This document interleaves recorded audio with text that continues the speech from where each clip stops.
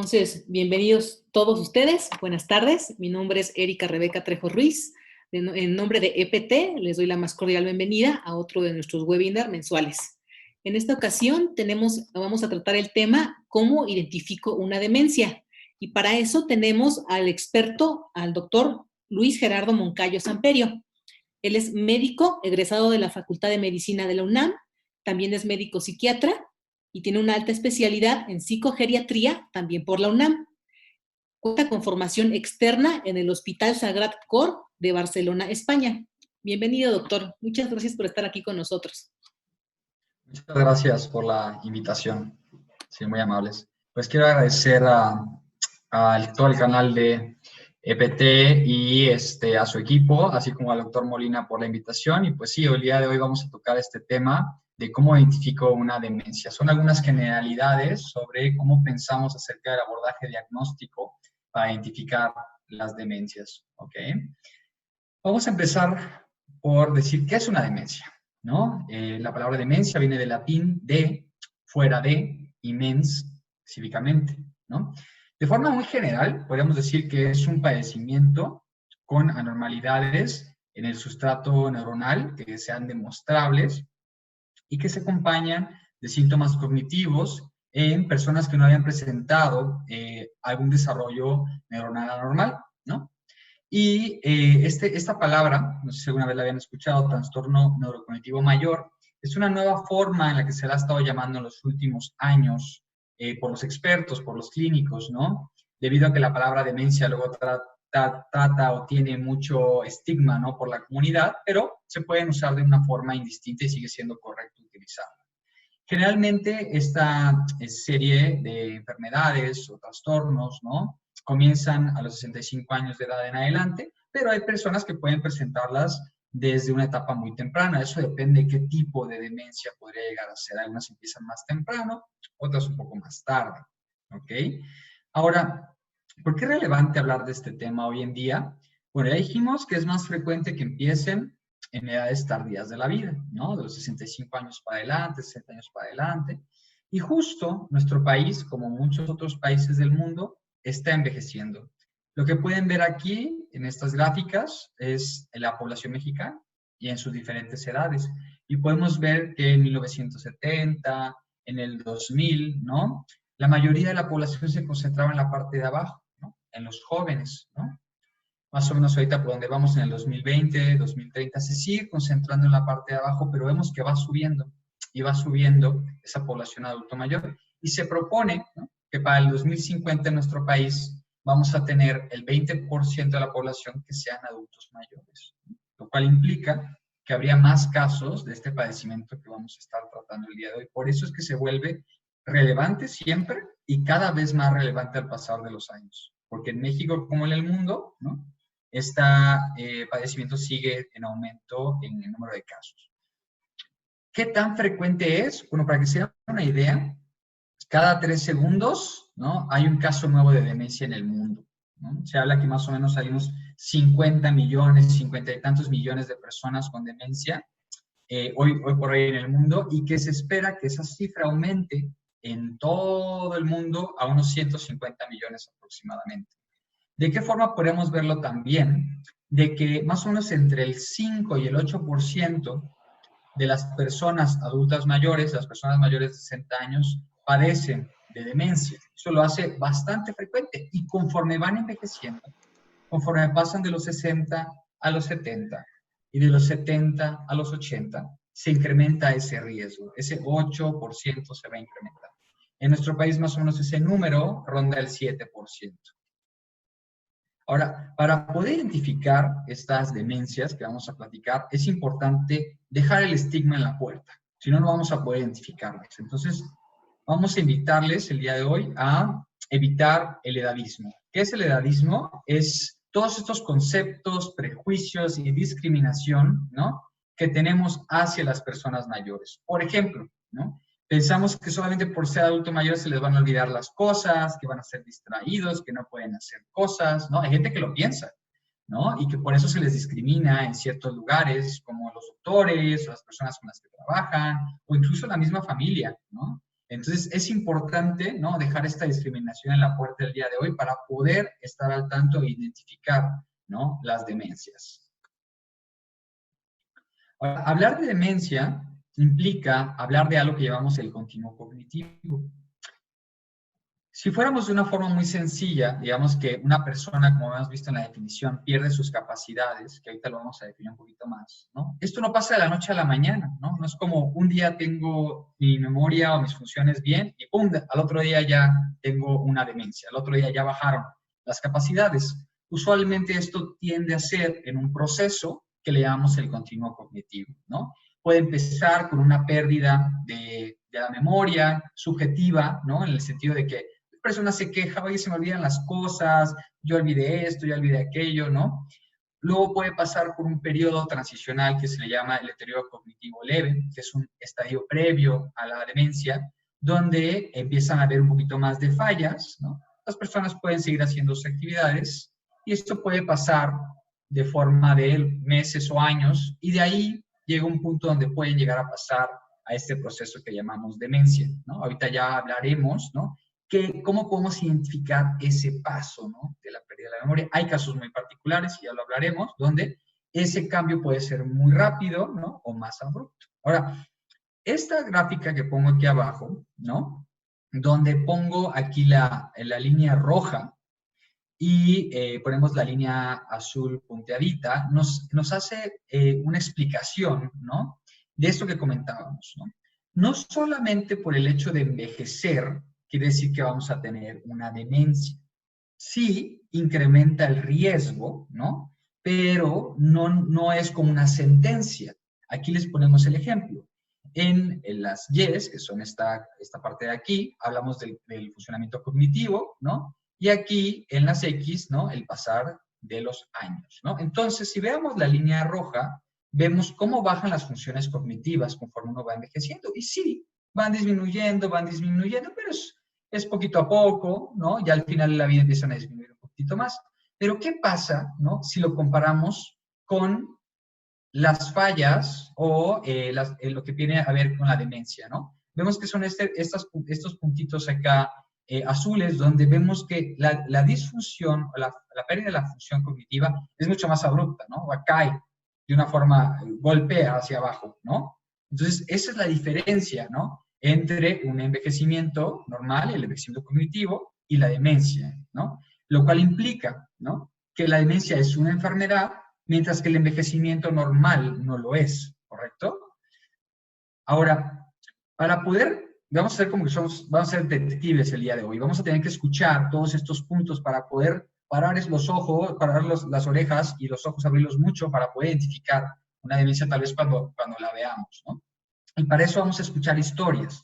Y de ahí vienen estos factores de riesgo, que son como datos que tienen las personas o los pacientes, en el caso de nosotros que lo vemos en la consulta, ¿no? Y cuando escuchamos todos esos puntos, puede que van incrementando la duda de que si lo llega a tener o no, ¿no? O sea, como si se vuelve más factible, se vuelve más probable que lo llegue a tener, ¿no? Entonces, ¿cuáles son los factores de riesgo? Por ejemplo, algunos que no son modificables, que no podemos cambiar, son la edad y el sexo, ¿no? Por ejemplo, las mujeres tienden a tener mayor riesgo de algunas enfermedades demenciales, por ejemplo, sería la enfermedad de Alzheimer, ¿no?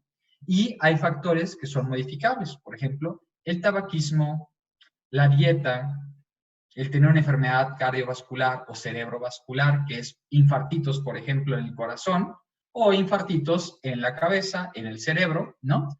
La depresión y esto que se llama desafectación sensorial. Implica el bajar la capacidad de escuchar y la capacidad de ver. Si lo pensamos de alguna forma, cuando estamos escuchando y viendo, estamos procesando información. Ahorita que estamos ustedes escuchando y viéndome, están procesando la información que yo les voy diciendo.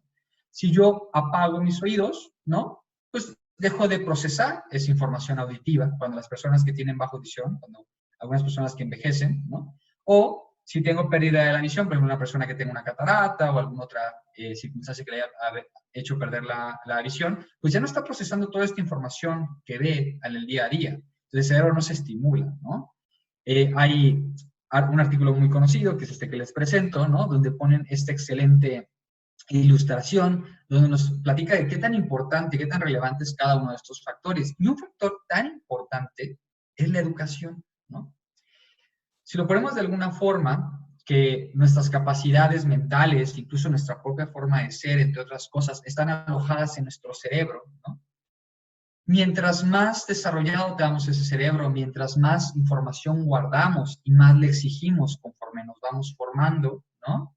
Hace que tenga y que se desarrolle. Entonces, cuando se empieza a perder un poquito ese tejido, esa masa cerebral, tenemos más que perder. Un tejido más desarrollado, que entonces tiene más que irse consumiendo. Si la educación fue poca, un cerebro que tal vez no se desarrolló tanto, ¿no?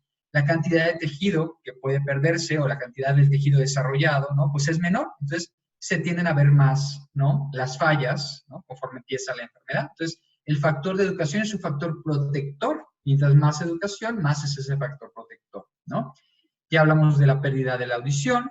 Otras enfermedades crónicas muy frecuentes que vemos en nuestro país son la hipertensión, la obesidad, son cosas que podemos cambiar con buenos hábitos, un tratamiento adecuado en caso de las manos de estar en manos de un profesional.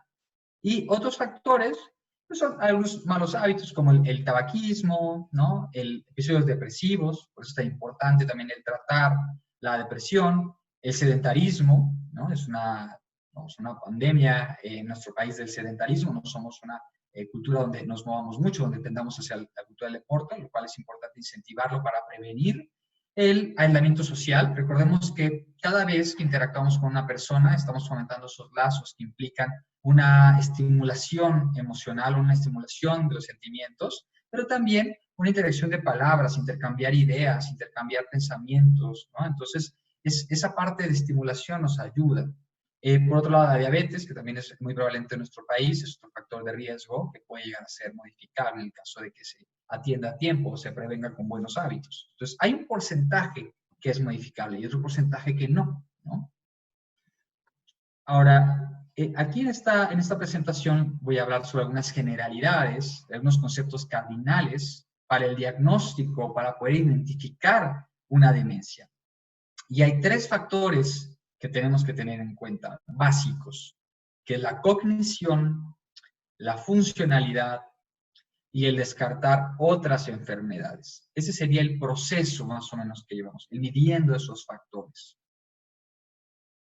Ahora, para poder llevar una guía, les voy a poner este fragmento del Manual Estadístico de Psiquiatría, de la Asociación Americana de Psiquiatría, que es que muchas veces se usa en el mundo para poder guiar algunos diagnósticos. No es tal cual que está escrito en piedra, sino que nos ayuda como una guía. Vamos a usarlo el día de hoy con fines académicos, ¿no? Entonces, el primer criterio, el criterio A para hacer este diagnóstico, que hemos llamado que también se puede llamar trastorno neurocognitivo mayor o demencia, es evidencia de un declive significativo comparado con el nivel previo de rendimiento en uno o más dominios cognitivos. Hay que quedarnos con esta palabra, dominios cognitivos. Ahorita vamos a volver a ello, que son atención, función ejecutiva, etc. Ahorita los vamos a comentar, ¿no? Y esto se basa en la preocupación del propio individuo, o sea, la persona que dice, oye, se me olvidan las cosas, doctor, ¿no? Se me olvidan las cosas, hijo, ¿no? O el informante, ¿no? Se preocupa, o el clínico. O sea, puede ser que ni la persona se da cuenta, ni el familiar, pero el clínico como que sí se oiga, como que se le olvidan las cosas, ¿no? Entonces, esto es bien interesante y bien importante, que cualquiera de estos personajes, de estas personas que están involucrados, tanto el paciente como el cuidador o el familiar, o el médico se puede dar cuenta de esto, ¿no? Y se dan cuenta de este declive significativo de la función cognitiva. Otro factor que hay que tener en cuenta es que ese deterioro sustancial del rendimiento cognitivo muchas veces puede ser documentado, se puede valorar de una forma estandarizada, de una forma objetiva, a través de algunos tests que podemos llegar a poner, que son como una forma más asertiva o más objetiva de medirlo, ¿no? Entonces, vamos a quedarnos con esa idea. Una evidencia de un declive cognitivo significativo. Entonces, vamos a hablar de estos de los dominios cognitivos, que es cognición, ¿no? Las funciones cognitivas es el todo del funcionamiento cerebral, del todo del funcionamiento del sistema nervioso, ¿vale? Y esto, si fuéramos como muy simplistas, podríamos dividirlo en ciertas cajitas, en ciertas funciones. Una función es la atención compleja.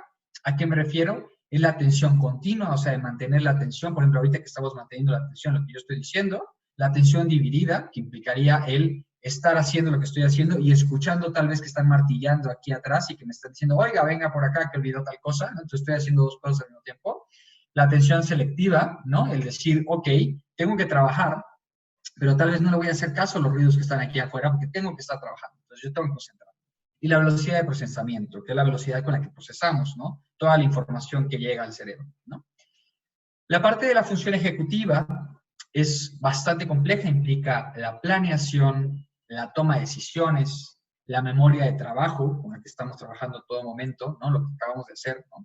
La respuesta a la retroinformación o la corrección de errores, ¿no? La inhibición, el poder aguantarnos y decir, paro, no voy a hacer tal cosa, y la flexibilidad mental, ¿no?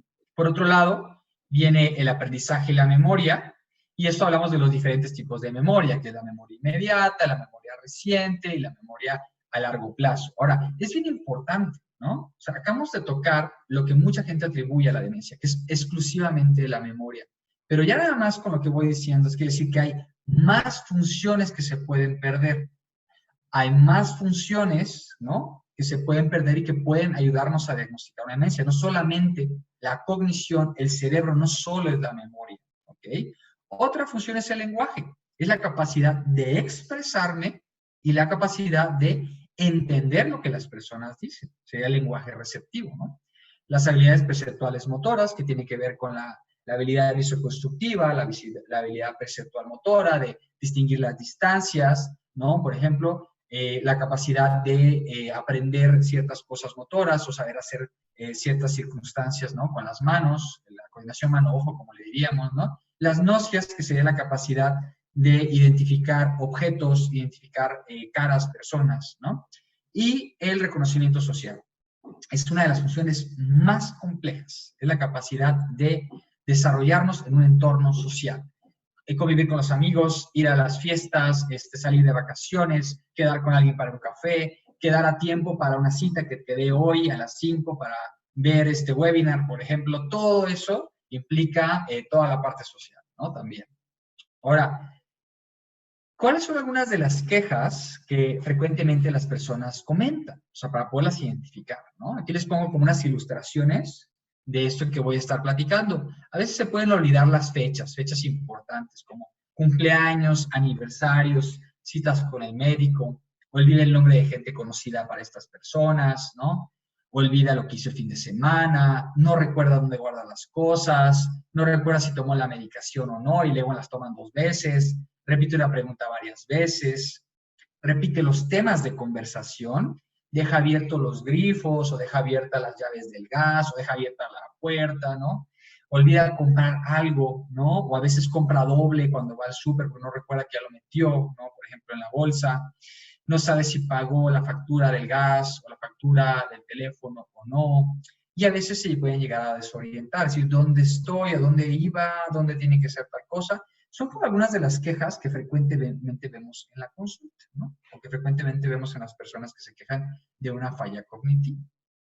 No quiere decir que sean las únicas. Ahora, el siguiente punto, que es el punto B, para hacer un diagnóstico de este tipo, es básicamente lo que llamamos la funcionalidad. Si podríamos irnos un poquito más extenso, haríamos que son los déficits cognitivos, de los que ya hablamos en el punto A, interfieren con la autonomía del individuo en actividades cotidianas, ¿no? Incluso llamamos como actividades cotidianas de la vida diaria, ¿no? Ahorita les voy a poner algunos ejemplos como para poderlas identificar. Las vamos a separar de la siguiente manera. Tenemos actividades básicas, actividades instrumentales y actividades avanzadas. Las actividades básicas son las más sencillitas, ¿no? O sea, que no podamos vestirnos solitos, comer solitos, lavarnos, bañarnos, movernos de un lado al otro y pues el mantener la pipí y la popó, ¿no? Ahora, estas son muy sencillas. Probablemente si llegara a pasar alguna de estas circunstancias, bueno, si nos diríamos, bueno, ¿qué está pasando? No nos daríamos cuenta. Pero conforme vemos que hay otras actividades que son un poquito más complejas, luego estas no sean tan evidentes y por eso es que hay que conocerlas para poderlas ir a buscar. Por ejemplo, hablamos de que estas actividades instrumentales tienen que ver con todo lo que usemos instrumentos para mantener la independencia, entre ellos el dinero, ¿no? La persona que maneja su pensión, que maneja las compras, que maneja los cambios, que maneja su tarjeta que va y deposita y recuerda su NIP, ¿no? Que puede ser organizada con su dinero, por ejemplo. La preparación de la comida, ¿no? El recordar las recetas. Dices, oye, últimamente como que ya no le está quedando igual la comida a mi mamá o a mi papá, ¿no? Como que le queda más salado, ¿no?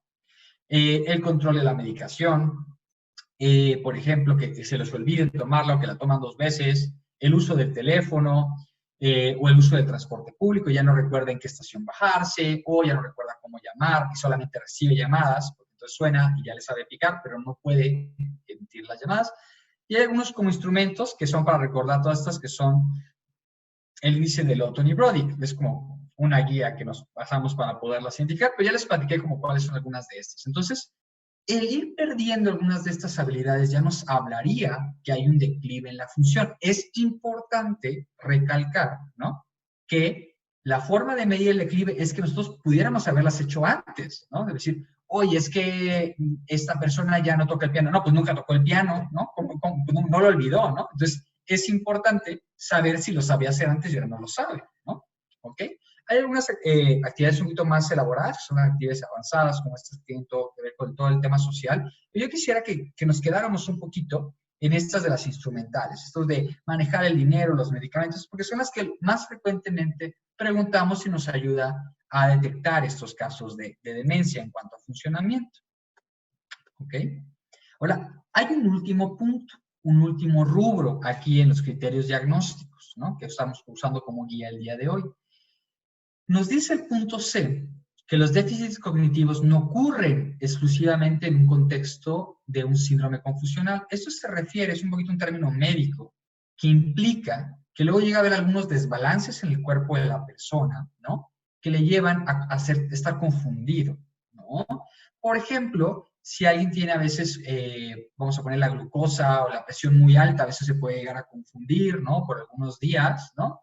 Igual la glucosa, igual si se eleva con una persona diabética, pues a veces tienden a desvariar un poquito, ¿no? A confundirse con ciertas cosas, a no saber dónde están, a estar como inatentos, ¿no? Entonces, es labor ya del clínico identificar que no esté en un proceso de confusión debido a alguna causa. Por ejemplo, una cosa muy frecuente es cuando las personas, podríamos decirlo así, una persona adulto mayor tiene una infección urinaria, esa infección pues se va a la sangre y también empieza a inflamar el cerebro, ¿no? Y se confunde, ¿no? Eso es muy frecuente que lo vemos, por ponerlo de alguna forma, ¿no? Igual ahora con las infecciones respiratorias, con esto del COVID, por ejemplo, y con algunas neumonías, también se pueden confundir. Vamos a pensarlo como si hubiera roto el balance del cuerpo y se desbalanceó por algo que lo está afectando, que lo está lastimando, ¿no?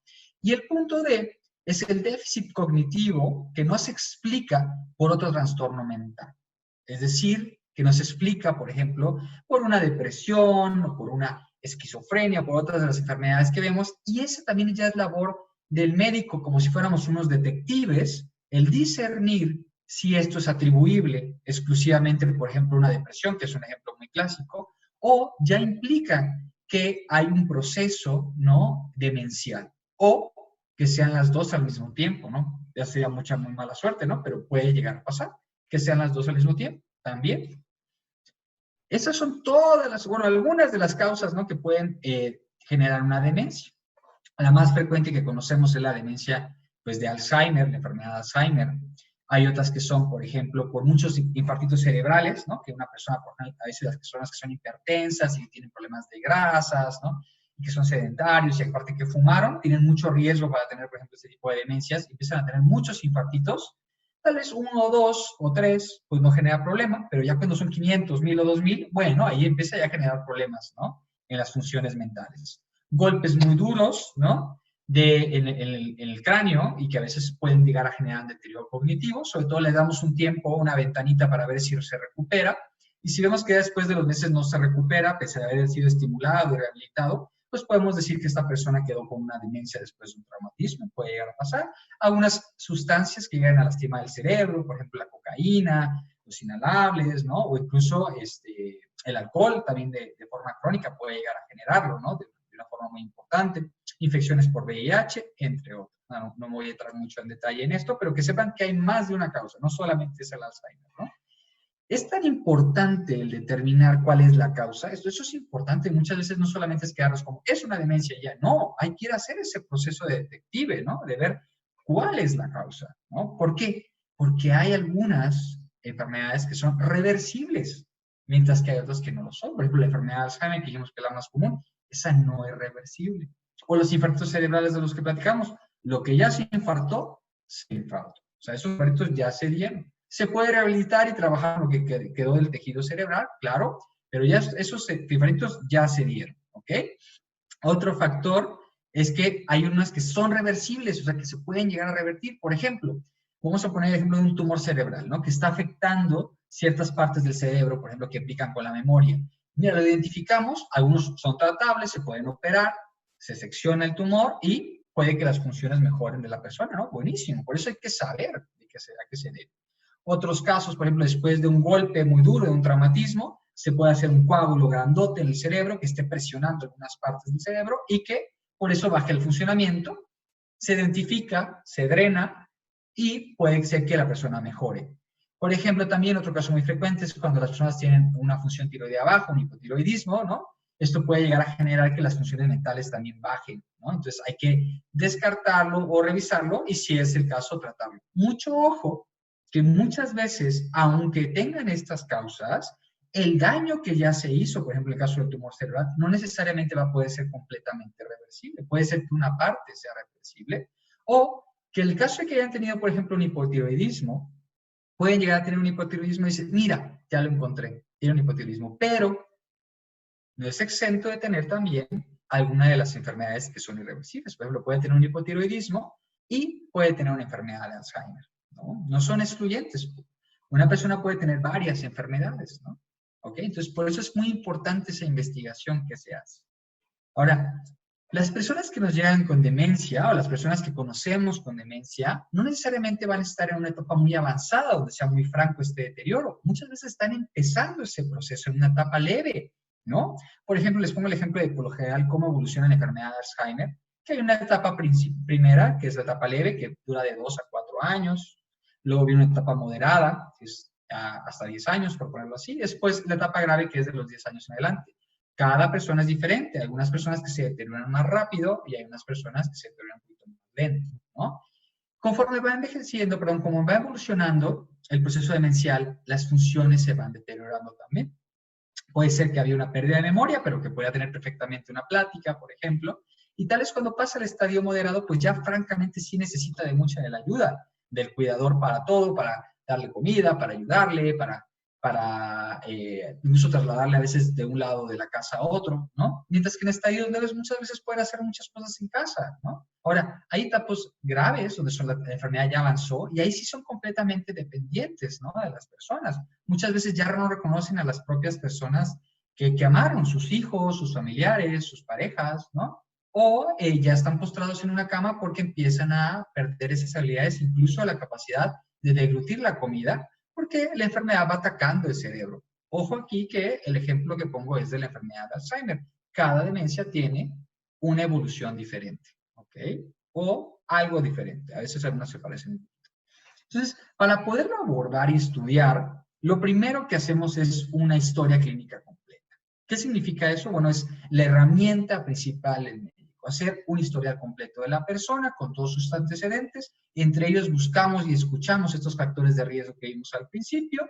Preguntamos cómo inició, si fue gradual, si fue súbito, si ha progresado lento, si ha ido muy rápido, si hay otros síntomas aparte de la pérdida de las funciones, si hay antecedentes en la familia, si hay medicamentos que estén tomando, que tal vez esos medicamentos puedan estar generando también un problema con sus funciones mentales. Hay algunos que enlentecen el cerebro, por ejemplo, y que se haga un examen neurológico completo, ¿no? Se estudia el paciente, se explora para descartar que no haya una circunstancia neurológica que podría estar pasando. Algunas enfermedades neurológicas tienen algunos síntomas muy característicos cuando se exploran. Se pueden solicitar algunos estudios de laboratorio porque, como les platico, nuestra labor es ser como detectives, ver que no se deba a esto, a alguna de estas causas que incluso platicamos en la diapositiva, ¿no? Anterior, que eran estas, por ejemplo, que si es un hipotiroidismo, que son hipoglucemias crónicas, que era un impedimento renal, que está bajando la falla renal. Entonces, por eso es que vamos a buscarlas. Entonces, ¿Qué estudios por lo general pedimos? Cada paciente es diferente, o cada persona es diferente, ¿no? Pero es como algo que usualmente pedimos, es una biometría hemática, que nos permite descartar que no haya una infección fuerte en curso, o sea, que no esté bien una infección que esté confundiendo mucho el cuerpo, que lo esté lastimando mucho en ese momento. También nos permite la biometría hemática determinar, por ejemplo, si la persona tiene una anemia, y también cuando la persona tiene anemia no se oxigena bien el cuerpo y el cerebro, y también puede generar algunos síntomas. Por ejemplo, la química sanguínea a veces nos da los niveles de grasas, y si los triglicéridos están muy altos, a veces se confunden o se marean. Si la glucosa también está alta, a veces puede generar pues también cierta confusión, un deterioro de las funciones en ese momento que está alterada, un perfil de tiroides, ya la platicamos un poquito, las tiroides, también las sales en la sangre, cuando el sodio, por ejemplo, está alto o bajo, ¿no? Puede generar alteración de las funciones, las grasas y algunas vitaminas. Algunas vitaminas son necesarias, sobre todo, para el adecuado funcionamiento cerebral, entre ellas el ácido fólico, la vitamina B12, la vitamina D. Entonces, vamos a buscar que estén adecuadas. Usualmente, a veces pasa que incluso los pacientes tienen de más, ¿no? O sea, se están tomando el vitamínico que encontraron en la farmacia y no tienen de sobra vitaminas. Pero hay algunas personas que no. Sobre todo personas donde han tenido algunas alteraciones, ¿no? En la absorción de los nutrientes en el estómago, o que toman algunos medicamentos, por ejemplo el omeprazol y el esomeprazol, que inhiben la absorción de justamente las vitaminas, ¿no? Entonces, por eso es importante hacer todo investigación. Se pueden descartar algunas enfermedades infecciosas, como el VIH y la sífilis, que puede alterar y lastimar al cerebro, ¿no? Y hay otros estudios que ayudan a guiarnos. Ojo que estos estudios que voy a platicar son más que nada para descartar otras enfermedades que habíamos platicado, o nos ayudan a orientar un poquito la causa, ¿no? O sea, cuál es la etiología, lo que está generando la demencia, ¿no? Porque ya la identificamos, ya con tener la pérdida cognitiva, digamos, ¿no? Que habíamos platicado, pérdida de las funciones cognitivas y pérdida del funcionamiento, nosotros ya estamos identificando una posible demencia. Si lo aumentamos el tercer factor, donde ya descartamos que no es algo médico, estamos ante una demencia. Ya sabemos que es una demencia, pero es nuestra labor ir a buscar cuáles son las causas, ¿no? Porque en la evolución, el tratamiento puede ser diferente, ¿no? Les voy a mostrar algunos ejemplos de los estudios que usamos y que pedimos. Por ejemplo, esta es una neuroimagen. Esta es una imagen, vamos a ponerlo así, estructural del cerebro, una resonancia magnética. Y aquí les voy poniendo, conforme va evolucionando la enfermedad de la A a la D, cómo se va comiendo el tejido cerebral, ¿no? Por ponerlo de alguna forma, ¿no? Va teniendo menos tejido cerebral y le llamamos atrofia cerebral, ¿no? Vemos como de la izquierda, vemos que hay mucho tejido, tiene todas sus curvitas bien bonitas, y conforme va pasando la C, vemos que hay cachos, ¿no? Sin tejido cerebral. Ya hasta el punto de la D, que es una atrofia marcada, que ya probablemente es una etapa avanzada de la enfermedad y que se vuelve muy franca.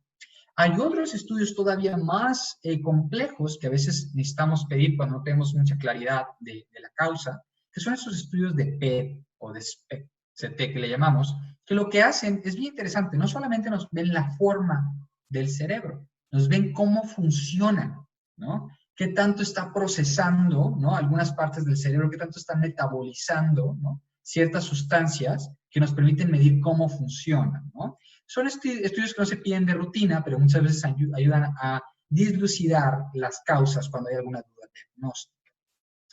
Hay instrumentos de apoyo, son como esta parte que hemos platicado, que puede quedar de una forma objetiva a través de algunos instrumentos, como para detectarlo en la consulta del día a día, como que si lo veo y tengo alguna duda, pues tal vez saco uno de estos instrumentos y voy un poquito más a fondo a medir las funciones cognitivas de la persona. Ojo, que son estudios simples, sencillos, nada más para detectar si sí o no. En caso de que fuera positivo, que tengamos más dudas después de aplicarlos, es probable que necesitemos de los colegas, los neuropsicólogos, que son los dueños de esta área, realmente los menos de esta área, se puede decir, que miden las funciones mentales en cada parte del cerebro, pero esto es una explicación muy sencilla, como las que usamos de rutina todos los días, ¿no? Este es uno de los pruebas que ponemos, que es el Mini-Mental. Básicamente lo que le preguntamos es si está orientado, si sabe la fecha, si sabe dónde está. La memoria, le decimos algunas palabras y tratan ellos de recuperarlas, a ver si se acuerdan de ellas. Les pedimos que nos repitan algunas frases, que nos lean una frase, que que copien esa figura que les pongo ahí, ¿no? Para ver si esta parte visoespacial del cerebro de poder hacer estas figuras está correcta, entre muchas otras funciones, ¿no? Las cuentas, les pedimos que hagan algunas restas. Hay algunos que son un poquito más complejos, como este, que es el estudio MOCA, el de Montreal, que le llaman, ¿no? Que se mete a medir otras funciones que tal vez el anterior no mide. Por ejemplo, esta función visoespacial ejecutiva, que es la parte frontal del cerebro, ¿no? Les pide que hagan un reloj, ¿no? Y que a veces dibujen ese cuadrito tal y como está, que identifiquen los nombres de estos animales que están ahí, que seguro ustedes ya los están como buscando en su cabeza cuál es el nombre, y las personas cuando los ven luego no se acuerdan, así como, es el de este, y se tardan en sacarlo. No solamente hay que fijarnos en cómo lo hacen, sino el tiempo que se tardan, ¿no? Igual volvemos un poquito a la memoria, a la capacidad de decir ciertas palabras por minuto para recobrar esas palabras. Por ejemplo, ¿cuántas palabras empiezan con la letra F? Por ejemplo, ¿cuántas se sabe que empiezan con la letra F? Les preguntamos y ellos pues van tratando de sacarlas de ahí de su almacén de memoria, ¿no? Este es otro ejemplo, que es ese mismo test del reloj. Es un test muy usado que ayuda a medir principalmente la parte visoespacial y constructiva y frontal del cerebro, que es sencillo, pero carente en el sentido de que le faltan algunas otras rubros a medir, pero se usa mucho en la práctica. Vemos aquí como la señora de la derecha tiene alguna dificultad y se está sintiendo como un poquito agobiada, mientras que el señor de la izquierda se siente pues muy orgulloso de decir, yo ya acabé, yo sí me la supe, ¿no?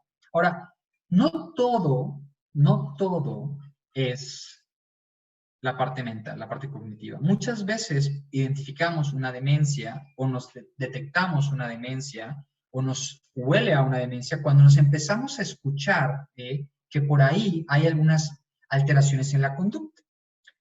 Y la demencia, como afecta todo el cerebro, afecta muchas de las funciones cerebrales, también da muchos de los síntomas que vemos en enfermedades neurológicas y psiquiátricas. Por ejemplo, ansiedad, depresión, apatía, falta de hambre, decir que la gente les vigila o que ven cosas que no están ahí o que escuchan cosas que nadie dijo, estar un poquito más agresivos, alterar el sueño, ¿no? A veces estar un poquito más desinhibidos, que a veces se quitan la ropa porque no, vamos, como que no lo midieron bien o no supieron cómo comportarse en cierto lugar, ¿no? Entonces, muchas veces llegan a la consulta por estas fallas, no por estas fallas en la conducta, es que está comportándose extraño. Nunca se dieron cuenta las familiares, nunca se dio cuenta la persona que le faltaba la memoria, pero sí se dan cuenta que actúa extraño. Entonces, la conducta muchas veces nos orienta, ¿no? Entonces llegan y ya luego como decimos, mira, yo sí me di cuenta que como que veo que algo le falló aquí que le pregunté, entonces ya es que nosotros empezamos a explorar. Ahora, ¿quién debe ser la persona especialista que debe valorar a estas personas? Bueno, en caso de que sea en el medio público, en la seguridad social, muchas veces el médico general tiene ciertos conocimientos y lo que hace es que los identifica y los refiere a algunos de los especialistas en el área, que son los geriatras, los neurólogos y los psiquiatras. Muchas veces, según el caso, incluso más de uno. Es algo que recomendamos, ¿no? Que, por ejemplo, que el neurólogo trabaje con el geriatra, que el psiquiatra trabaje con el neurólogo, ¿no? Porque cada quien tiene su rama y hay cosas que pueden aportar. Cada quien tiene un enfoque diferente, pero idealmente debe ser canalizado por una de estas especialidades. Geriatras, neurólogos y psiquiatras. Son canalizados con ellos, pero ojo, el equipo que estas personas deciden hacer es mucho más amplio.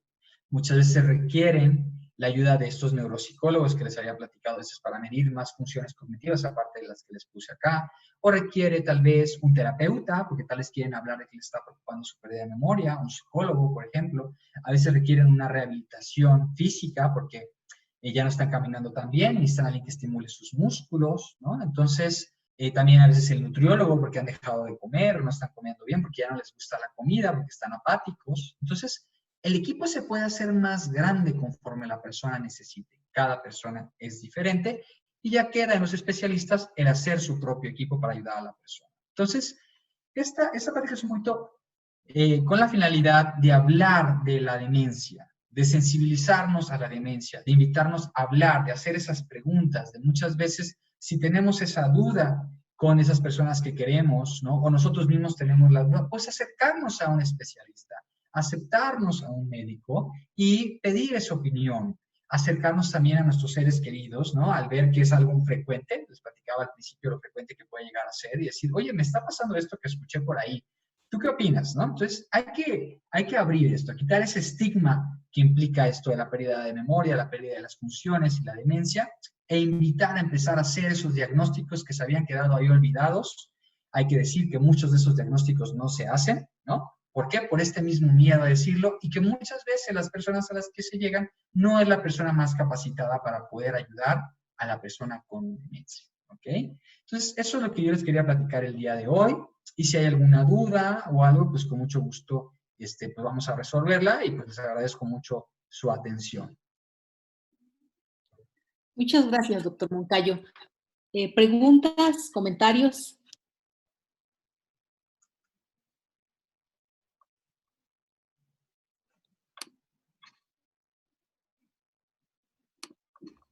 Buenas tardes.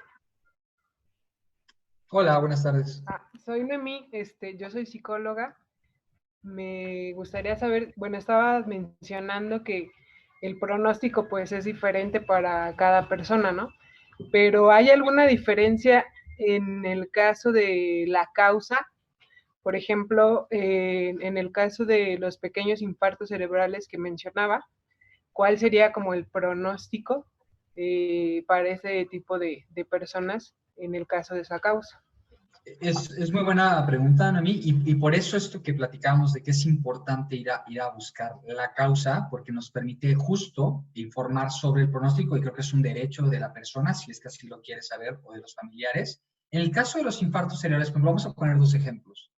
El caso de la enfermedad cerebrovascular, o como decías tú, infartos cerebrales, y la enfermedad de Alzheimer.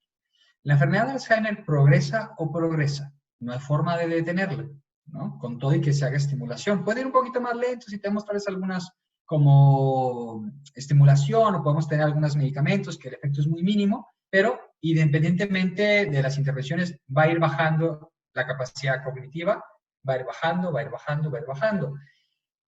Si fuera por infartos cerebrales, supongamos que me llega una persona hipertensa, diabética, que fuma o que fumó y que tiene las grasas descompensadas, cuando yo identifico, ¿no?, que tiene los infartos cerebrales, ¿no?, puedo optar, ¿no?, por compensar todo esto que le estaba generando los infartos cerebrales, la dieta, las grasas, la presión, controlarla, la glucosa, entre otras, ¿no? Dar algunos medicamentos, entre ellos también podemos dar algún tipo de medicamentos como los antiagregantes plaquetarios o damos también los anticoagulantes y que hacen que la sangre, por ejemplo, por ponerlo de una forma, se haga como más ligerita y que ya no se haga tan fácil esos infartos. Ahora, lo que tiende a hacer es que bajan la cantidad de infartos. Por ejemplo, en lugar de tener 1000 infartos al día, pues tal vez va a tener, póngale que unos 100 o unos 50, porque todos estamos teniendo infartos cerebrales mientras estamos haciendo nuestras cosas, es algo común.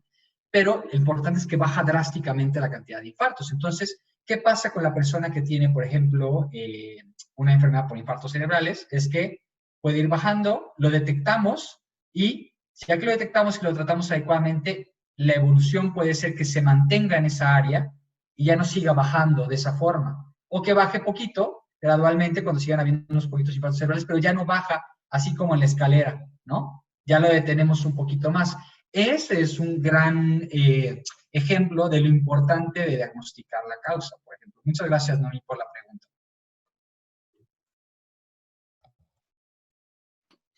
María Manrique nos pregunta, ¿las convulsiones son un factor determinante de demencia? No, no es un factor determinante. Hay que identificar cuál es la causa de las convulsiones, ¿no? Por ejemplo, si ponemos el caso de una de las enfermedades más frecuentes que asociamos a convulsiones, que es la epilepsia, es una enfermedad que muchas veces vemos desde que son pequeños, ¿no? Los pacientes, sí incrementa el riesgo de demencia, pero no es determinante. No por tener convulsiones o epilepsia vas a desarrollar demencia, sí incrementa el riesgo. Diferente sería, por ejemplo, de las convulsiones que uno pueda tener por una encefalitis, o sea, una infección del cerebro, que también puede ser. Entonces ya se tendrá que ver cuál es la causa de las convulsiones, ¿no? Y los desarrollos cognitivos o los desarrollos funcionales pueden ser muy diferentes. Este caso de la encefalitis, ¿no?, que se inflama mucho el cerebro, pues sí puede llegar a generar una disminución, por ejemplo, de la función cerebral después de que se recupera, ¿no? O a largo plazo. Entonces, pues ahí dependerá mucho de la causa de las convulsiones. ¿Vale? Muchas gracias por la pregunta. Ok. Buenas Lilia tardes. Amparo. Perdón. Si quiere, haga su pregunta. Sí, buenas tardes. Mi nombre es Wendy y soy enfermera. Mi pregunta es la siguiente. Trabajo en una casa hogar donde hay mujeres de todas las edades y en específico hay una de 76 años y como de un mes para acá me empieza a preguntar. Ella no tiene un diagnóstico de demencia o Alzheimer, aún no cuenta con un diagnóstico a lo mejor más completo o integral. Sin embargo, noto que desde hace 2 meses para acá me pregunta, ¿tengo mano? ¿Y mis pies funcionan bien? Entonces, como que empiezo a sospechar que hay algo que pueda estar condicionando que pueda tener una demencia. Pero también otra cosa que veo es que ya no recuerda tampoco ella qué alimentos le gustan, si tiene familia. Y mi pregunta también es la siguiente. ¿Usted considera que estos pacientes tienen mejor atención estando en un lugar donde hay personas que a lo mejor los pueden apoyar en su cuidado o con su alimentación o en su casa? Ok, bueno, ahí muchas gracias por la pregunta, son 2 preguntas respecto a la primera persona. Pues hay muchas posibilidades, habría que valorar a esa personita que se siente mal, ¿no? Una podría ser que ella tuviera un proceso demencial en curso, como una de estas enfermedades que ya platicamos, la que sea, ¿no? Puede llegar a ser cualquiera de estas, y muchas veces se agregaba ese punto C que hablamos, ¿no? Que haya algo en su cuerpo descompensado y que 2 meses para acá, ¿no? Empezó a tener síntomas un poquito más más claros, más evidentes de que algo estaba mal. Una causa muy frecuente, por ejemplo, podría ser una infección urinaria, ¿no? Que se le empezó a dar una infección de la pipí y esa demencia que ella tenía se hizo más clara porque empezó a desvariar, a confundirse, ¿no? Pero puede que tenga las dos, puede que ya había una demencia y, por ejemplo, si lo pensamos, el cerebro con demencia es muy sensible porque está lastimado, ¿no? Entonces, es más factible que se confunda cuando viene una infección urinaria. Por ejemplo, tú puedes tener, Wendy, una infección urinaria, tú siendo joven, y puede que tú no te confundas, pero esta persona tal vez sí se confunda, ¿no? Porque su cerebro es más sensible, como ya hablamos, se hincha el cerebro, por ponerlo de alguna forma, ¿no? Entonces, habría que determinar, ¿no? Si es solamente una confusión solita, ¿no? Habría que determinar si solamente es un proceso demencial o que probablemente sean las dos, ¿no? Ahora, en cuanto a tu segunda pregunta, yo creo que es más compleja porque no hay una respuesta correcta. Cada persona es diferente. Cada paciente es un universo. Hay una persona que la puede sacar de su casa y la pones en una institución y no se adapta tan bien porque tal vez sus síntomas, como los que hablamos de la conducta, que tenga mucha agresividad o que cuando ve a las personas se ponga muy irritable y no tenga muy buena convivencia con ellos, pero identifica todavía, por ejemplo, a sus hijos o a sus seres queridos y esta persona tal vez se siente más cómoda en casa porque esa familiaridad con las personas queridas le permite estar más tranquila. Por el contrario, por ejemplo, podemos poner el ejemplo de una persona que está solitaria, que está sola, que no tiene esa red de apoyo, o que sus hijos ya migraron y están fuera y que se siente pues desamparada y solita y que la casa, la residencia, el asilo, hombre, le brinda una felicidad porque es estar en contacto con otras personas, con todo el equipo, etcétera, etcétera, ¿no? Entonces, no hay una mejor que otra, es dependiendo de cada paciente, ¿no? Se identifica si se puede ver más beneficiado en casa o en el asilo. Planteé 2 ejemplos, por ejemplo, uno para cada uno, ¿no? Que son los que acabo de dar, pero pues sí, hay que evaluar cada caso, ¿no? Y bueno, sí, cada vez Gracias. hay más, no, por nada, gracias por la pregunta, y cada vez hay que reconocer, y esperemos que esto siga, que se está encontrando esta necesidad de casas desarrolladas o asilos especializados en personas que tienen deterioro cognitivo, ¿no? Que tienen están sensibilizados, vamos, ¿no? Y que la atención es mejor, que saben cómo tratarlos, cómo abordarlos, ¿no? Y que pues, la convivencia es más armónica.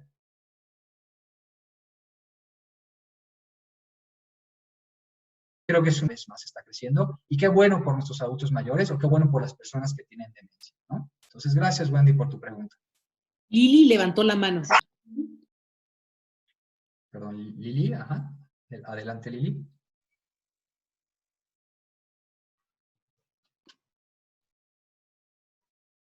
Creo que no escucho la pregunta No. de Lili. No, bueno, mientras leemos algunas de las del chat. Lilia Amparo Correa pregunta, ¿qué relación existe entre algunas enfermedades mentales y demencia? ¿En qué afecta? Bueno, es una pregunta muy buena.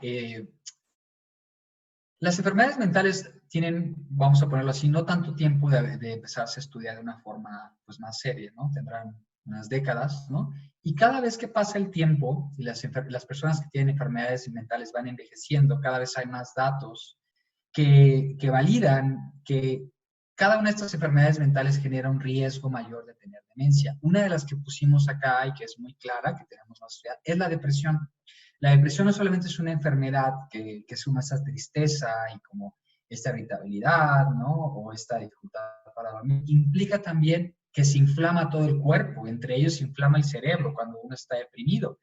Entonces, es muy importante, por eso, tratar las enfermedades mentales, no dejarlas que evolucionen, porque incrementan el riesgo de demencia. Otras enfermedades que se han evidenciado que incrementan el riesgo de demencia, por ejemplo, son el trastorno bipolar, la esquizofrenia, el estrés postraumático, ¿no? Y la lista sigue, y cada vez va a haber más evidencia de ello.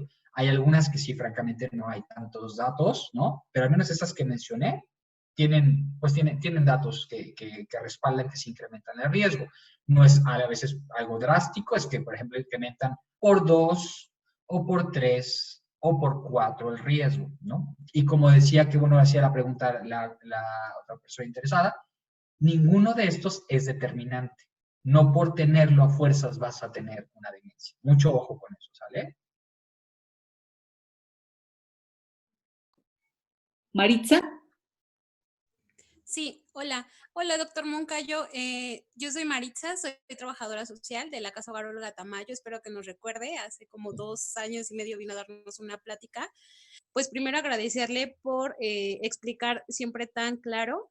Y mi pregunta va más orientada a lo que acabamos y lo que seguimos viviendo actualmente, ¿no? Que es la pandemia por COVID-19. Nosotros, como somos una institución gubernamental, pues fue aislamiento preventivo para todos los usuarios, pero los últimos 2, 3 meses hemos identificado pues varios de los posibles síntomas psicológicos o conductuales de la demencia. Por ejemplo, los delirios, la apatía, la ansiedad, la agitación. Muchos ya empiezan a cambiar como las versiones de las cosas, a manipular la información, a ser un tanto agresivos, a mostrarse depresión. Entonces, no sé si este encierro repentino, sobre todo para quienes eran todavía autosuficientes e independientes, incremente la posibilidad de desarrollar una demencia o acelere este procedimiento. Mucho gusto en saludarte nuevamente, Maritza, y muchas gracias por asistir el día de hoy. Qué gusto. Mira, es una pregunta compleja y qué bueno que tocas el tema del COVID. Mira, pareciera que uno, por el lado, vamos a hablarlo por el lado también de la infección per se, en caso de que hubiera una infección, pues recordemos que el COVID no solamente es una infección de los pulmones, no es una infección del cuerpo, y que inflama el cerebro y que a su vez también los vasos sanguíneos, ¿no? Entonces genera a veces muchos infartitos cerebrales agregados a los que la persona ya pueda tener, y pues sí puede llegar a generar mayor riesgo de un deterioro cognitivo. Ahora, entiendo que tu pregunta no va por ahí, tu pregunta es respecto a que si el aislamiento les puede estar pegando. Bueno, los datos van saliendo ahora, porque recordar que pues, la investigación durante la pandemia está en proceso, se está haciendo, pero tendría todo el sentido si tú lo piensas, ¿no, Maritza? Habíamos hablado que hay unos ciertos factores protectores, entre ellos es el factor social, la estimulación con otras personas, el estimularse con la gente que va a visitarles, ¿no? Por ejemplo, ¿no? Entonces, son todas estas circunstancias que ellos no están recibiendo porque están en un medio confinado, aunque están con gente muy capacitada que les ayuda, pues no es lo mismo que vaya su familiar y que platique con ellos, ¿no? O que vaya su gente querida que pueda ir a visitarlos, o que estén haciendo todas las actividades que antes hacías, entre, por ejemplo, actividad física, recreativas, que yo entiendo que por el distanciamiento social se han disminuido, ¿no? Entonces, pues sí, pareciera que, por eso es que durante la pandemia muchas instituciones sacaron como algunos folletos o algunos manuales de estimulación cognitiva durante la pandemia y estimulación un poquito social durante la pandemia, porque se vio eso. Muchos de los países que publicaron esto fueron países europeos, entre ellos España, también aquí se hizo un poquito difusión al respecto de eso, pero pues sí, si lo planteamos desde esta forma, en el que todo estímulo ayuda a la prevención, o todo estímulo ayuda a mantener el tejido cerebral, ¿no? Pues sí, el estar aislado, el estar encerrado, el estar menos estimulado puede incrementar el riesgo de que se aumente o que se desarrolle más rápido un proceso demencial. Otro factor, Maritza, fíjate ahorita que lo dices, es, recordemos que muchos pacientes o muchas personas recibían seguimiento en un hospital público para sus enfermedades crónicas, hipertensión, diabetes, problemas de grasas, etcétera, ¿no? Cáncer, etcétera, ¿no? Y debido a la pandemia, pues muchos necesitaron, ¿no? Pues tal vez no podían ir a los hospitales, uno, porque no podían dejar el asilo, no podían ir con su doctor porque no podían dejar el asilo, ¿no? O no podían llevarlos a las consultas. Entonces, esas enfermedades crónicas se fueron sin seguimiento, sin tratamiento, tal vez especializado, durante muchos meses, ¿no? Y eso ayudó o incrementó el declive funcional y el crecimiento de la enfermedad. No quiero decir que sea el caso de su caso en particular, pero hablo en general del sistema SILAB, ¿no? Entonces, pues muchas gracias por la pregunta, Marisa. Espero haber podido responder de lo poco que he publicado, ¿no? Sí, muchísimas gracias. Yolanda Flores pregunta, ¿el antecedente de alcoholismo es un factor de riesgo para desarrollar demencia en la vejez? Sí lo es, y tiene que ver un poquito con el tiempo del consumo, el tiempo que estuvo activo el alcoholismo. El alcohol lastima muchas partes del cerebro, entre ellas las partes más basales, sobre todo, ganglios basales, los atrofia de una forma importante y sí puede incrementar el riesgo de demencia. Otro factor es que muchas veces el alcoholismo genera una hepatitis, ¿no? Se lastima el hígado de alguna forma y que esta fábrica de procesamiento que hace el hígado no procese bien ya toda la sangre y que se empieza a confundir la persona, ¿no? Y que esa disfunción hepática incremente el riesgo también de la demencia. Es una forma directa y de una forma indirecta. El alcoholismo sí puede incrementar el riesgo de demencia. Ok. Laura pregunta, ¿podría por favor ahondar un poco más en la relación diabetes-demencia?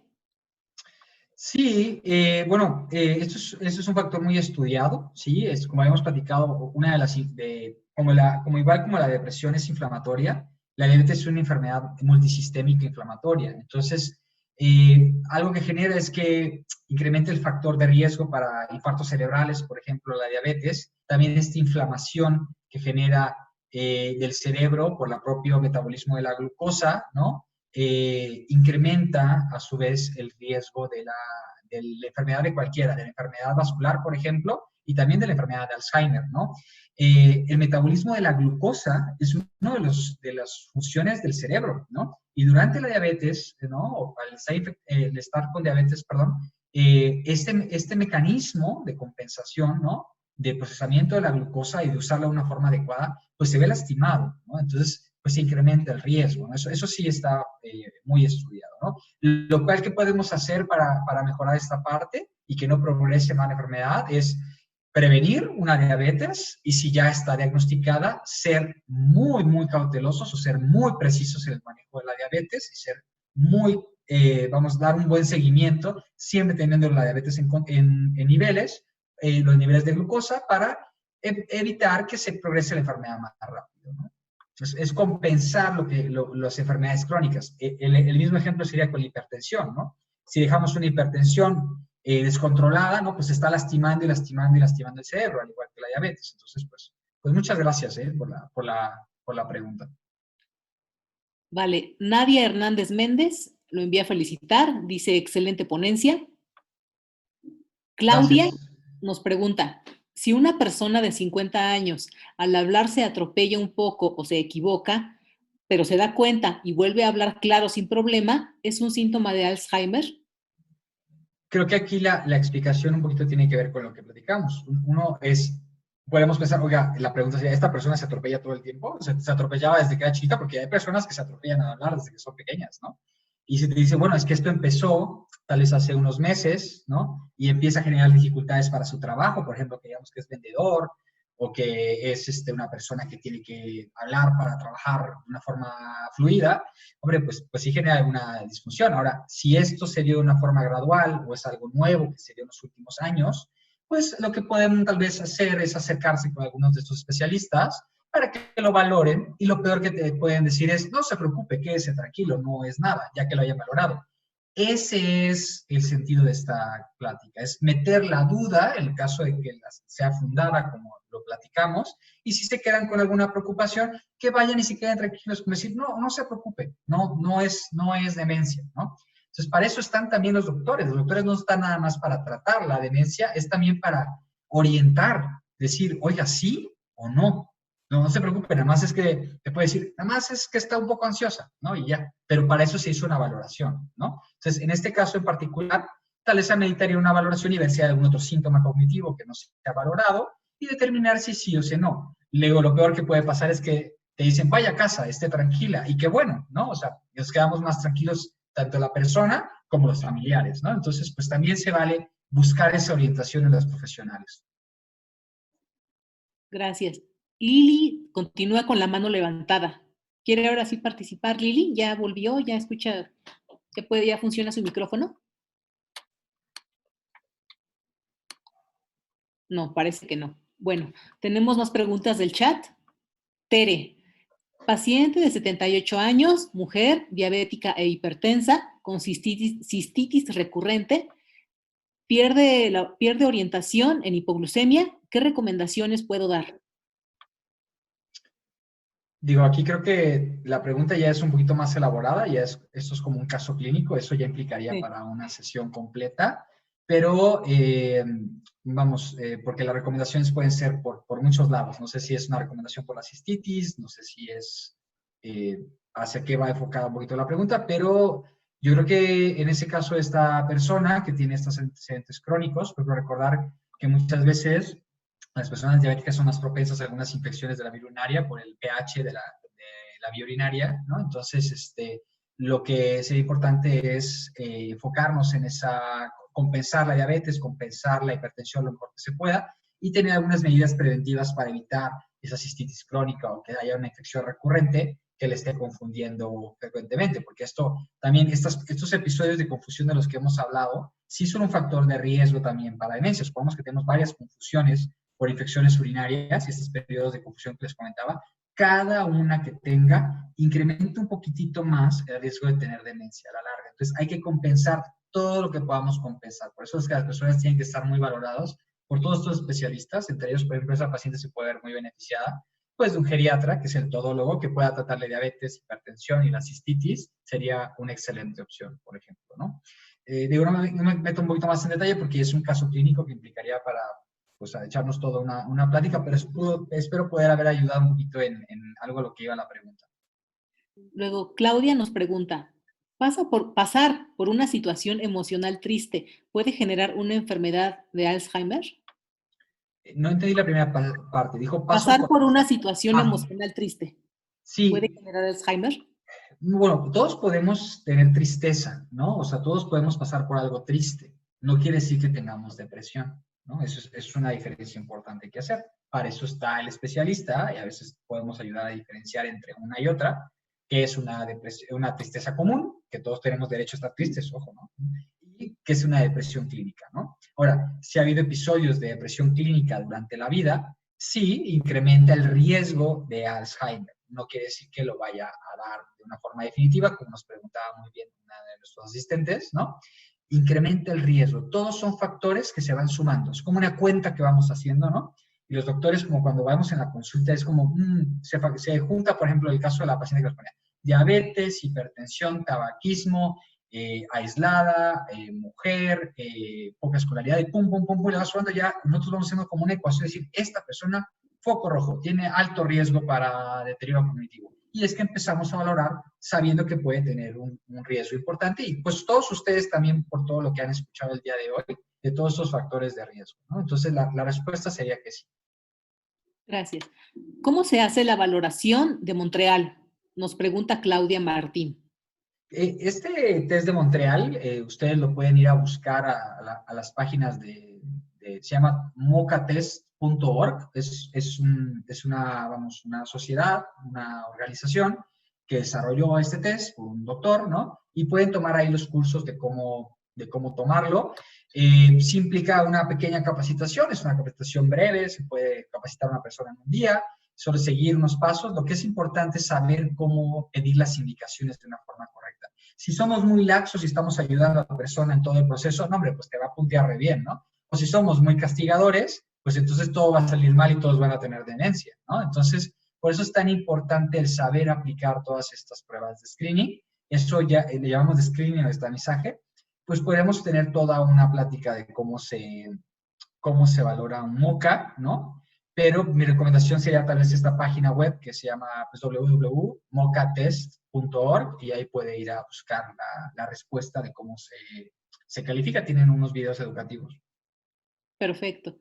Ceci Arroyo, ¿en qué etapa de la enfermedad de Huntington se puede comenzar a presentar la demencia? Bueno, la enfermedad de Huntington, si lo ponemos así, como el Alzheimer, por ejemplo, la enfermedad está en curso, ¿no? O sea, empieza desde muchos años antes, ¿no? Antes de que empiece a dar síntomas muy francos. Entonces pueden ser años, incluso a veces décadas antes de que ya empezó ese proceso degenerativo, hasta que empieza esos síntomas que nos percatamos los mismos médicos o los familiares, ¿no? Entonces, años antes ya pudo haber empezado la enfermedad a hacer estragos, ¿no? La enfermedad de Huntington es muy particular porque pueden generarse síntomas desde etapas muy tempranas, desde los 20, desde los 30, desde los 40, ¿no? Depende mucho de hecho, de etapas muy, muy tempranas, 20 años, 30 años, por el tipo de enfermedad muy particular. Este se sale un poquito sería un caso muy atípico, ese valdría la pena tal vez enfocarse aparte. Tal vez ese no aplica tanto para lo que platicamos el día de hoy. Más que nada, los conocimientos que quise dejarles son de las enfermedades más comunes. Probablemente el Alzheimer es el más representativo de lo que platiqué, y un poquito, pues, la parte vascular. Me gustaría tal vez no... traté de responder un poquito de lo que preguntó, pero realmente Huntington se cose aparte, podríamos decirlo así. Ok, ya solo vamos a mencionar 3 preguntas más, porque ya nos pasamos de hecho del tiempo. Sí. A ver, dice Patricia López. Buenas tardes. ¿Qué relación tiene el angioma cavernoso cuando se han tenido derrames y quedan con crisis convulsivas para adquirir el Alzheimer? Pues más que nada es esto que platicábamos, ¿no? O sea, cualquier enfermedad que genere convulsiones, ¿no? O sea, puede incrementar el riesgo de demencia en general, ¿no? También el riesgo de Alzheimer, ¿no? Porque implica una disfunción, ¿no? del funcionamiento cerebral, ¿no? Por esas mismas convulsiones implica que no está funcionando el cerebro de una forma adecuada. Cualquier sangre, tumores, cualquier cosa que invada la cavidad cerebral y que haga que uno convulsione, ¿no? Eso incrementa el riesgo, sí lo hace, ¿no? Sí, esa sería un poquito la respuesta. Lili nos envió su pregunta por chat. Dice, al igual que el alcohol, ¿las drogas conllevan a demencias? No todas pueden generar demencia, algunas sí incrementan el riesgo. De los que se conoce un poquito más son el alcohol, los inhalables, o sea, la mona, le decimos, ¿no? El estar oliendo el resistol 5000 y estas cosas, ¿no? Y pues la cocaína, ¿no? También, porque la cocaína genera múltiples infartos cerebrales, ¿no? Por ejemplo, por poner algunos ejemplos, esos son como los más característicos que están más estudiados y los que hay datos. Los demás, o sea, sí puede llegar a incrementar un poquito el riesgo, pero realmente de estos son los que sí se sabe, ¿no? Esos que platicamos, estos 3. Vale, ya. La última pregunta. ¿Existe alguna intervención temprana para prevenir demencia? Depende de la causa de la demencia, ¿no? Por ejemplo, intervención temprana para prevenir, ¿no? O sea, son todos estos factores que platicábamos. Mayor escolaridad, ¿no? El hacer ejercicio, ¿no? El tener una vida saludable, el dormir adecuadamente, si tienes una enfermedad psiquiátrica, tratarla, ¿no? Compensar la diabetes, la hipertensión. Esto es preventivo, ¿no? El tener las amistades, fomentar la parte social, eso es preventivo, ¿no? Ya que se diagnosticó la demencia, ¿no? Pues entonces, si es, por ejemplo, la enfermedad de Alzheimer, hay ciertas cosas que pueden ayudar a disminuir un poquito la progresión, pero no realmente que la van a prevenir, porque ya está diagnosticada, por ejemplo, ¿no? Entonces, todo esto que platicamos, estos factores de riesgo, hay que tomarlos en cuenta para nuestra propia vida. O sea, todos llevarlos a nuestra propia vida para prevenir en el futuro de esas demencias, ¿vale? Pues muchas gracias, doctor Moncayo, y también muchas gracias a todos los que participaron. Hay ¿Podría- muchas felicitaciones. Mucha gente lo felicita. Adelante, Noemí. Perdón, ¿podría hacerle una última pregunta? Sí, ya rápido. Sí, Adelante. estaba mencionando hace rato que el omeprazol inhibe la absorción de vitaminas. Entonces, en ese caso, ¿con qué se podría sustituir para pues que sigan tomando las vitaminas adecuadas? Más que nada es como un ejemplo, ¿no? Clínico de esta parte del omeprazol. Habría que ver si realmente lo necesita, ¿no? O sea, el omeprazol es un medicamento que hay que, como cualquier otro, hay que siempre reevaluar para qué lo dejamos, cuánto tiempo lo vamos a dejar y qué funcionalidad tiene, ¿no? Muchas veces se perpetúa. Tenemos pacientes que luego le dejan 1,000, 8,000 años omeprazol, ¿no? Y pues no lo necesitaba, ¿no? Y lo único que sí hace es que inhibe la absorción de algunas vitaminas y que puede a veces generar o puede deteriorar, ¿no? la condición de la persona. Con que lo sustituye muchas veces se puede quitar y ya, o sea, digamos, a veces no lo necesitan, ¿no? O sea, o que usan, tal vez pueden usar otro medicamento diferente que ayude en ese sentido, ¿no? Algún medicamento, un H2 o algún otro tipo de estos medicamentos, ya dependerá del clínico que evalúe sobre todo si se necesita o no el omeprazol. Muchas veces de verdad no se necesita, o sea, muchas veces se dejó como por costumbre y es que me ayuda para la panza y ya, se quedó, pero no se necesita muchas veces. Entonces, sería un poquito más esa la reflexión que yo quisiera dejar. O sea, siempre preguntarnos cuál es la indicación de cada medicamento, y eso es algo que nos ayudan mucho nuestros colegas, los geriatras, siempre se están preguntando, este nos sirve, este no nos sirve, este se va, este se va, este se va, y se quedan los que realmente se necesitan. Eso ayuda a la persona realmente a pues, tomar buenas medicinas, evitar la polifarmacia y tener un desarrollo pues, más saludable, ¿no? Perfecto, pues muchas felicidades. Gracias. Por nada. Gracias, Noemí. Muchas felicidades, doctora. Hay un montón de mensajes muy positivos de un montón de gente a la que le gustó la plática. Entonces, de verdad, de parte de todo el equipo de EPT, le damos las gracias por haber dado esta charla tan interesante y también muchas gracias a todos los que participaron con sus preguntas. Sí, Pues recuerden, gracias. bueno, doctor, después le enviamos su constancia por contar aquí con su participación y a todos los demás, pues esta sesión la van a poder ver en Facebook. Muchas gracias. Muchas gracias por la invitación Gracias, y Natalia. al equipo de EPT y a todos los participantes por su atención. Muchas gracias. Hasta luego. Gracias. Hasta luego, doctor. Hasta la próxima. Muchas gracias. Linda noche. Igualmente.